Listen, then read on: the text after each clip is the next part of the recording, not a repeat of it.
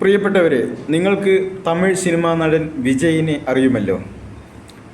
അദ്ദേഹം തമിഴ്നാടിൻ്റെ ഇളയ ദളപതി എന്ന രീതിയിലാണ് ഇപ്പോൾ അറിയപ്പെടുന്നത്. മാത്രവുമല്ല, വളരെ പോപ്പുലറായ ഒരു രാഷ്ട്രീയ പാർട്ടി രൂപീകരിക്കുകയും അതിൻ്റെ നേതൃസ്ഥാനം അലങ്കരിക്കുകയും ചെയ്യുന്ന അദ്ദേഹത്തിൻ്റെ അവസാന പടമായ, അത് അദ്ദേഹം തന്നെ പറയുകയാണ്, അവസാന പടം സിനിമ ഈ മാസം ജനുവരി 9 റിലീസാവുകയാണ്. അപ്പോൾ അതിൻ്റെ പ്രൊമോഷൻ വർക്കിൻ്റെ ഭാഗമായിട്ടോ മലേഷ്യയിലൊരു പ്രോഗ്രാം വെച്ചിട്ടുണ്ടായിരുന്നു. ആ പ്രോഗ്രാമിൽ അദ്ദേഹം ഒരു കഥ പറയുന്നുണ്ട്. ആ കഥയാണ് ഞാനിന്നിവിടെ പറയാൻ പോകുന്നത്.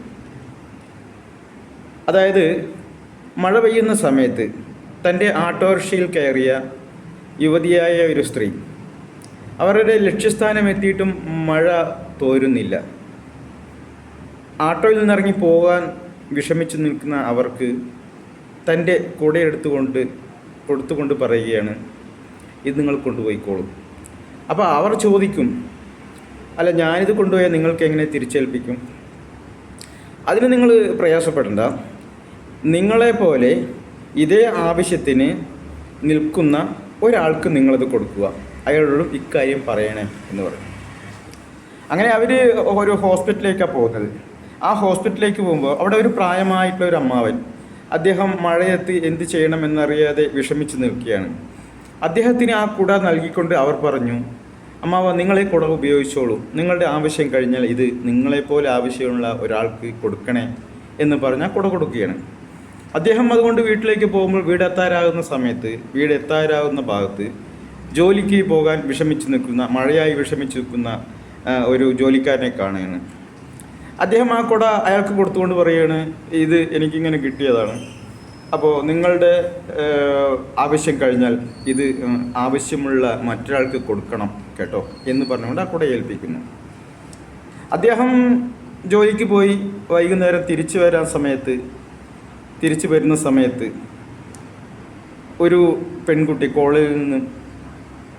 കോളേജ് വീട്ടിലേക്ക് പോകാൻ വിഷമിച്ച് നിൽക്കുന്ന ഒരു പെൺകുട്ടിയെ കാണുന്നു.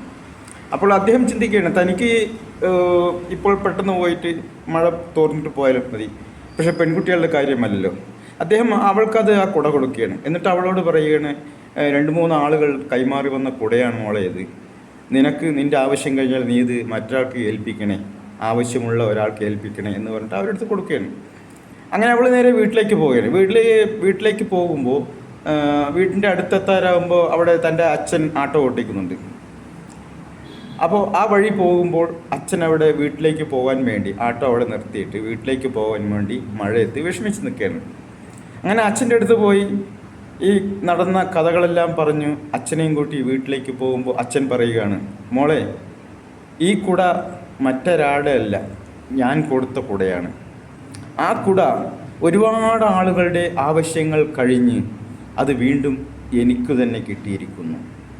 അതിനർത്ഥം നമ്മൾ ഛേദമില്ലാത്ത ഒരു ഉപകാരം മറ്റൊരാൾക്ക് ചെയ്യുമ്പോൾ അവരുടെ ആവശ്യങ്ങൾ നിവർത്തിക്കുകയും അത് എനിക്ക് തന്നെ എൻ്റെ ആവശ്യത്തിലേക്ക് തന്നെ തിരിച്ചെത്തുകയും ചെയ്യും.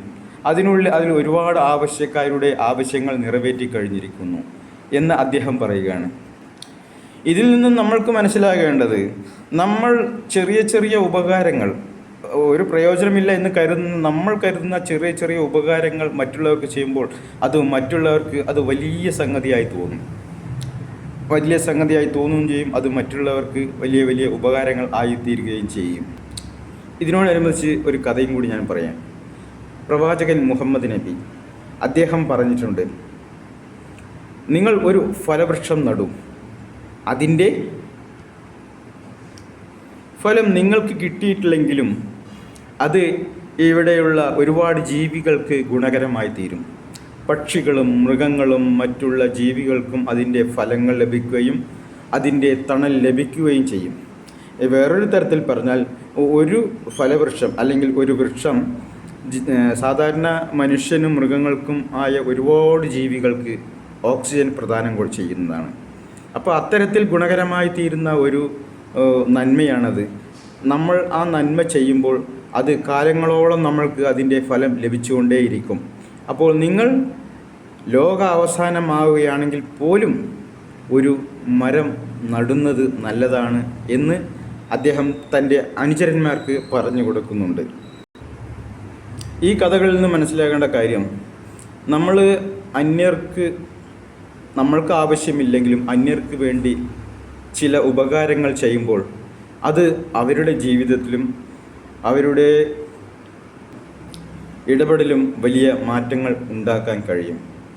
ഇത്തരത്തിലുള്ള ചെറിയ ചെറിയ ഉപകാരങ്ങൾ നിങ്ങൾക്കും ചെയ്യാൻ കഴിയട്ടെ എന്ന് ആശംസിച്ചുകൊണ്ട് ഗുഡ് ബൈ. അഷ്റഫ് കാവശ്ശേരി.